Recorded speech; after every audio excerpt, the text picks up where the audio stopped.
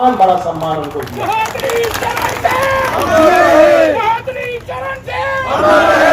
मैं इस धरती का नमन करता हूँ। मैं यहाँ के किसानों को आभार व्यक्त करता हूँ। यह आपकी इच्छा शक्ति है, यह आपका समर्थन है, यह आपका सहयोग है कि ऐसे ही गांव में पैदा होकर चौधरी चरण सिंह जी ने इतनी बुलंद ऊंचाइयों को छुआ और आज 53 लोगों को अब तक देश में भारत रत्न दिया गया है। उस संख्या में चौधरी चरण सिंह जी का नाम दर्ज किया गया। मैं क्योंकि उस कार्यक्रम के बाद भारत रत्न से का सम्मान जब मुझे दिया गया, मैंने चौधरी साहब की तरफ से, आपकी तरफ से उसको स्वीकार किया।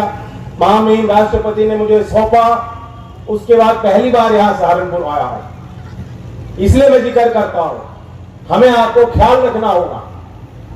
इससे पहले भी सरकारें आई हैं, चुनाव के वक्त इससे पहले भी जो दूसरे दल हैं चौधरी चरण सिंह जी का नाम इस्तेमाल करते हैं, गांव में जाते हैं तो कहते हैं हम भी चौधरी साहब को मानते हैं, हम भी उनकी राजनीति समझते हैं, उस राजनीति से हम भी जुड़े हुए हैं, हम भी किसान के हैं। लेकिन अब तक किसी सरकार ने फैसला नहीं लिया। ये भारत सरकार आज की नरेंद्र मोदी जी प्रधानमंत्री रहते हुए उन्होंने अपने कार्यकाल में ये समझा कि मेरा सौभाग्य है कि मेरे प्रधानमंत्री पद भार को संभालते हुए भारत सरकार धरती पुत्र चौधरी चरण सिंह का सम्मान कर सकती। ये कोई छोटी बात नहीं है और हमेशा हमेशा के लिए, हमेशा हमेशा के लिए हो गई। जो लोग छोटी मानसिकता रखते हैं, जो लोग सिर्फ चौधरी चरण सिंह का नाम लेके वोट लेना चाहते हैं, आज वो इस फैसले की अहमियत को, महत्व को नहीं समझ पा रहे। आप जाके उन तमाम पार्टी और नेताओं के देख लेना सोशल मीडिया पे, नौजवानों, कहीं कोई ट्वीट या पोस्ट आया हो स्वागत करते हुए, क्या आपने चौधरी चरण सिंह जी का सम्मान किया? उनकी ये बात गले से नहीं उतर पा रही, इसको हजम नहीं कर पा रहे, समझ नहीं पा रहे कि ये क्या हो गया और दोष मुझे दे रहे हैं। वो कह रहे हैं जयंत का कोई लालच होगा, जयंत को खरीद लिया, वोट लेने के लिए भारत रत्न दे दिया। ये देश के भारत रत्न का अपमान है और चौधरी चरण सिंह को मानने वालों का सीधा सीधा अपमान है। इससे ज्यादा मैं कुछ कह नहीं सकता हूं।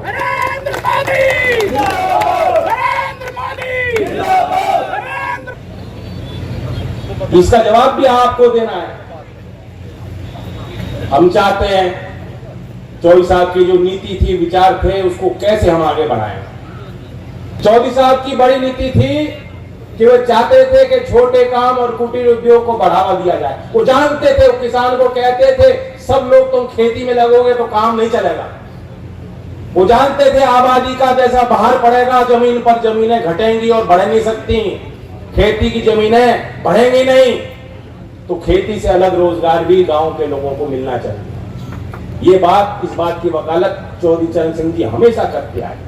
उन्होंने आपको जमीन का मालिक भी बनाया और वहीं आपको स्वावलंबी ग्रामीण समाज को अपने पांव पे खड़ा होने की ताकत और आत्मसम्मान भी दिलाने के लिए उन्होंने प्रयास किया। उसी नीति के तहत मैंने देखा है जो भारत सरकार की कार्यशैली है कुटीर उद्योग को बढ़ावा देने की। आज देश में 6.5 करोड़ एमएसएमई छोटे कुटीर उद्योग स्थापित हैं, आधे से ज्यादा गांव देहात के क्षेत्र में। मैनिफेस्टो बीजेपी का आया, मैंने पढ़ा।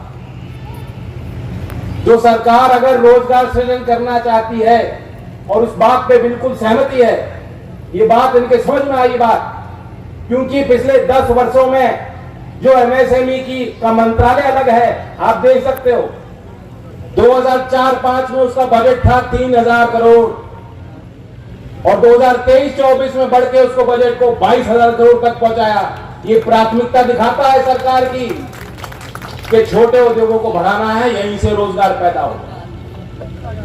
और लोक प्रतिनिधि यहाँ राज्य सरकार में भी अनिल कुमार पुरकाजी के विधायक, जिनको आप अच्छी तरह जानते हैं, उन्होंने कैबिनेट मंत्री के आपका आशीर्वाद से शपथ ली है और जिम्मेदारी कोशिश रहेगी कि इस क्षेत्र में भी ऐसे उद्योग स्थापित हों, ऐसे काम बने कि लोगों को, नौजवानों को रोजगार मिल पाए और हम लोग मिलके लाल कालीन उसको बढ़ावा दिया जाना चाहिए। हमने देश में हरित क्रांति देखी, डॉक्टर एमएस स्वामीनाथन को भी चौधरी साहब के साथ भारत रत्न दिया गया है। ये सरकार के किसानों के प्रति और कृषि विज्ञान के प्रति एक इच्छा शक्ति को दिखाता है, दर्शाता है। हमने हरित क्रांति देखी, एक श्वेत क्रांति की जरूरत तो देश को है ही। डेयरी के क्षेत्र में पशुपालकों का सम्मान होना चाहिए, उनको उचित मूल्य मिलना चाहिए।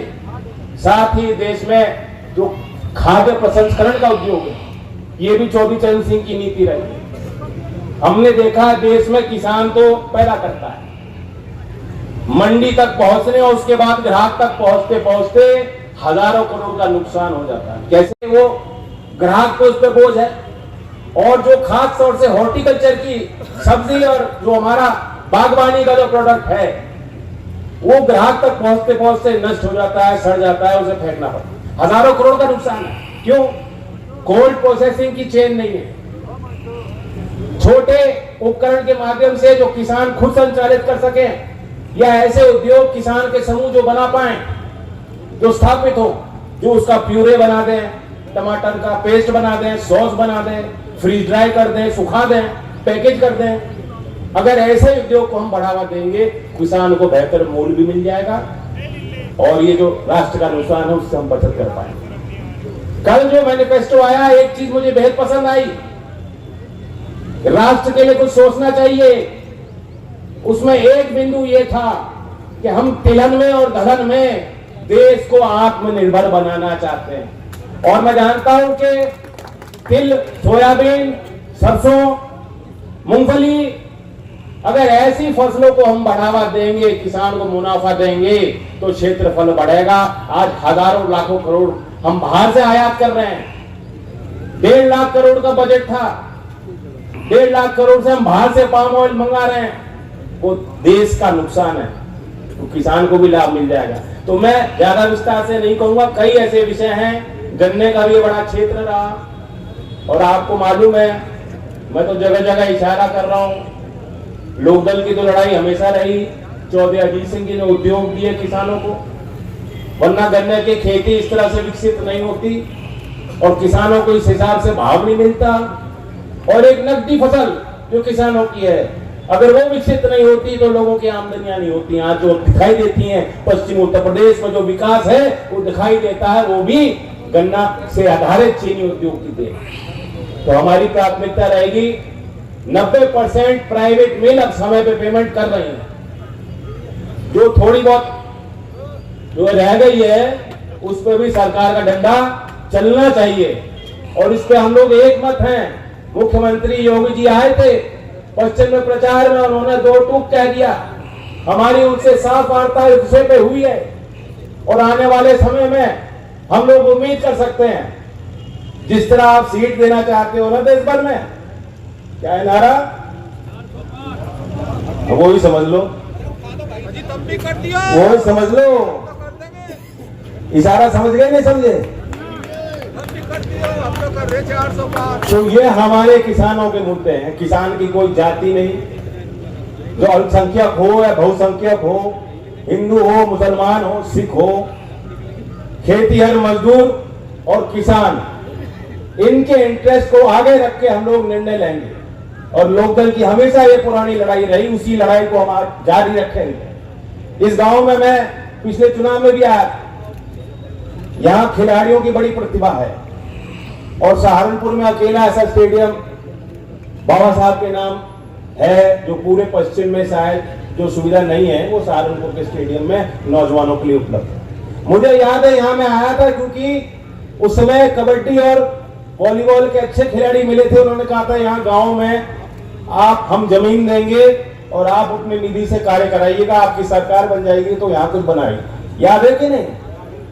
मैं भूलता नहीं हूं, मैंने मंच पे आगे वादा किया, लेकिन मैं आपको उदाहरण दे रहा हूं।